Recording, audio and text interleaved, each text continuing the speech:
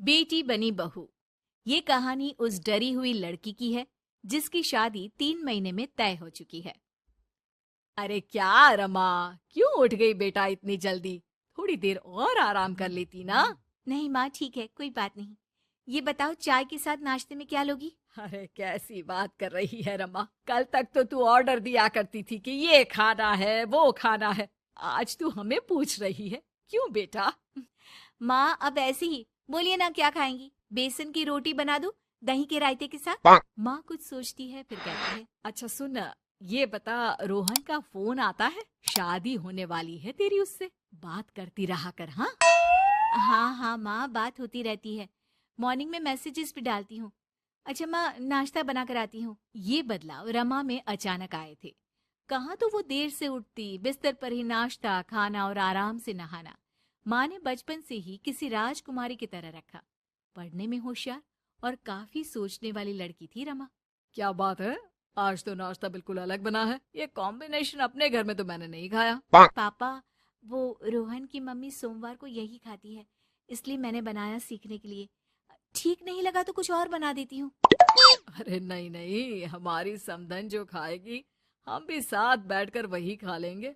वैसे it's very healthy. हाँ Rama, good, very good. पापा के मुंह से तारीफ सुनकर रमा खुश हो जाती है। वो रोहन को फोन करती है। पता है, पापा ने मेरे हाथ के नाश्ते की तारीफ की, बोल रहे थे it's very tasty Rama. Good good, सही है। अच्छा देखो, कल मम्मी पापा कुछ भी ग्रीन वेजिटेबल का खाते हैं, जैसे पालक पनीर या फिर मिक्स सलाद के साथ ब्राउन ब्रेड। तुम बना लेना कल, और हाँ, पिक्स शेयर करना, मैं माँ को दिखा दूंगा। ठीक है, भेज दूंगी। अगले दिन रमा फिर कुछ नया बनाकर रोहन को फोटो भेजती है। अपनी माँ को दिखा देना, ये मैंने बनाया है।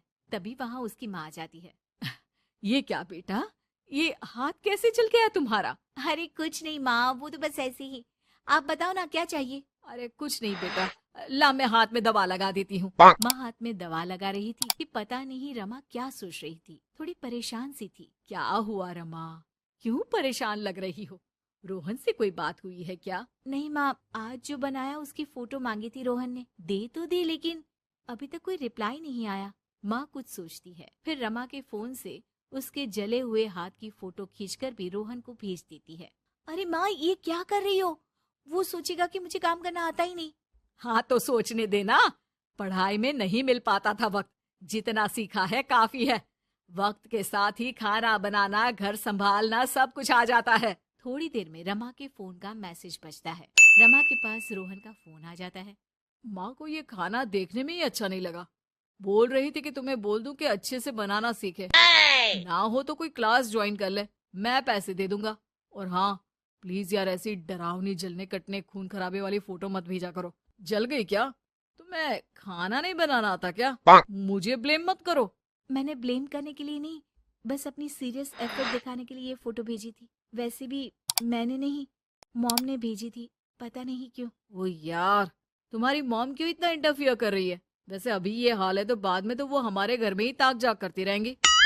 उनसे कहो कि मैं तुम्हें उस घर के लिए तैयार कर रहा हूँ जहाँ अब तुम्हें पूरी जिंदगी रहना है। रमा को रोहन की बात ठीक नहीं लगती। वो फोन रख देती है, लेकिन सोच में पड़ जाती है कि आखिर वो ये बात माँ को बताए कि नहीं। अब हर वक्त या तो वो रोहन का बताया खाना बना रही होती है, या उसके कहने पर उसकी पसंद की टीवी शोज, वेब सीरीज या फिर किताब पढ़ रही होती है। क्या बात है रमा, आजकल मैं देख रही हूँ कि तुम बहुत परेशान सी रहने लगी हो। कोई बात हो तो बता दो बेटा।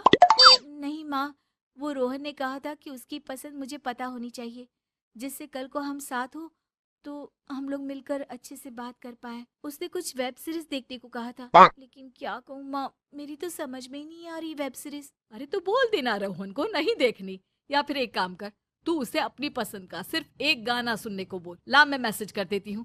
ना ना माँ, आप तो रहने दो। पिछली बार भी जब मैंने उसे बोला कि आपने मैसेज किया है तो वो गुस्सा हो गए थे। अच्छा, क्या बोल रहा था? यही कि माँ क्यों इंटरफेयर कर रही है, मैं तुम्हें उस घर के लिए तैयार कर रहा हूँ जहाँ तुम्हें पूरी जिंदगी रहना है। माँ अब समझ जाती है कि रोहन उसकी रीमा के लिए ठीक नहीं है।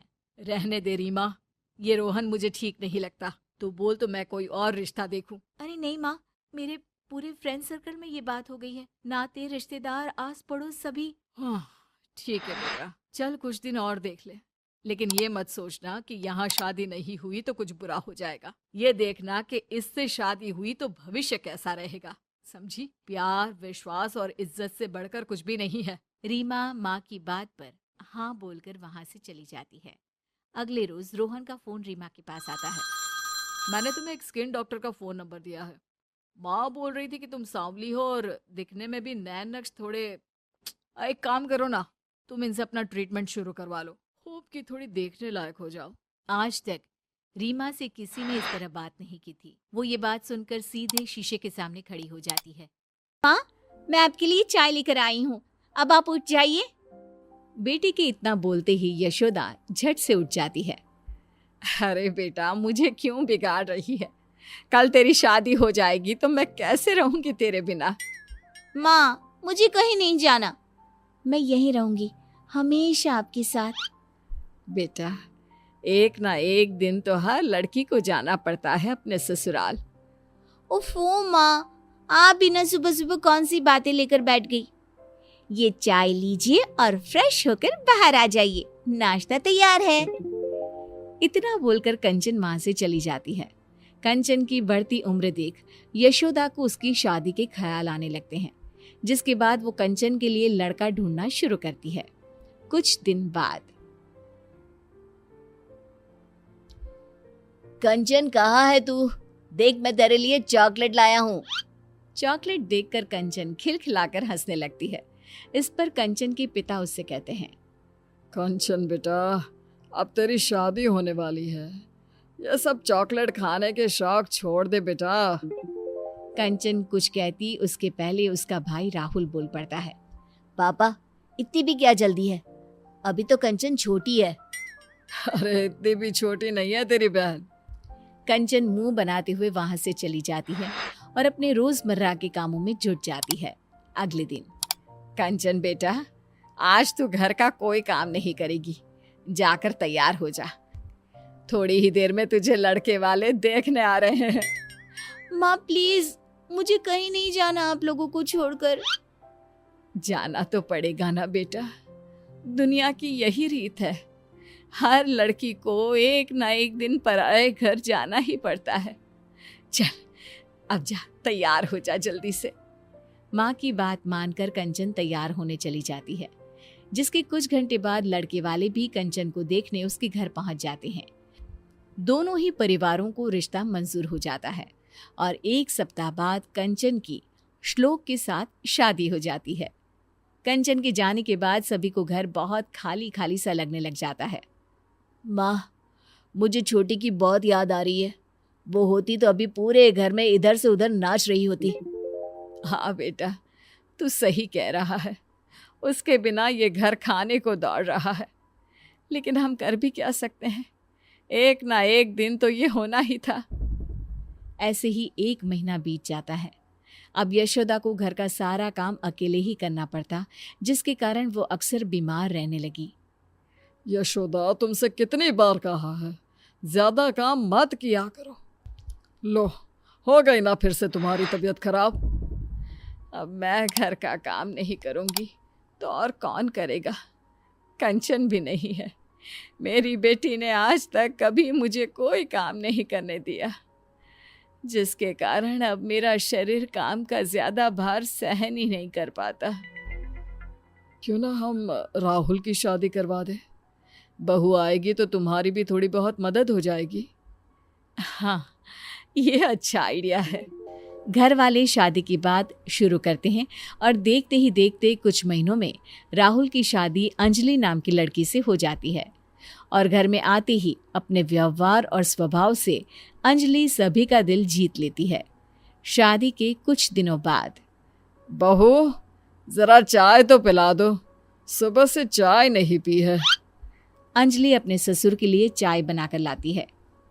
लीजिए पापा जी, आज डिनर में क्या बनाना है? अरे बेटा, जो तेरी इच्छा है वो बना ले। थोड़ी देर बाद अंजलि सभी को खाने के लिए आवाज लगाती है। पापा जी, मम्मी जी, राहुल, खाना तैयार है। अंजलि की आवाज देते ही सभी लोग खाने के लिए आ जाते हैं। अरे वाह बहू, खाना तो बहुत स्वादिष्ट बना है, तुम्हारे हाथों में तो जादू है, जादू। सच में बहू, खाना तो बहुत ही लाजवाब बना है। Thank you. माँ पापा, मैं सोच रहा था क्यों ना हम सब कहीं घूमने चले। हम सब क्या करेंगे जाकर बेटा? तेरी अभी नई नई शादी हुई है, तू बहू को लेकर जा। नहीं मम्मी जी, आप लोग नहीं जाएंगे तो हम भी नहीं जाएंगे। अंजलि के इतना प्यार से बोलने पर घर वाले उसे इनकार नहीं कर पाते और उनके साथ चलने के लिए मान जाते हैं। एक काम करते हैं, साथ में कंचन को भी ले चलते हैं। बहुत दिन हो गए, उससे मिले भी नहीं। हाँ हाँ, क्यों ना हम कंचन दीदी को सरप्राइज दें। वो तो खुशी से पागल हो जाएगी। ठीक है, फिर मैं आज ही उसे यहाँ आने को बोलती हूँ। उसके बाद हम सब उसे सरप्राइज देंगे, फिर सब साथ में घूमने जाएंगे। फिर क्या था। यशोदा तुरंत कंचन को फोन मिलाकर बैठ जाती है, जिसमें दोनों माँ बेटी की लंबी बातें चलने लगती है। और उसी में, तुझे पता है कंचन, तेरी भाभी बहुत अच्छी है। जरूर पिछले जन्म में मैंने कोई अच्छे कर्म किए होंगे जो मुझे अंजलि जैसी बहू मिली है।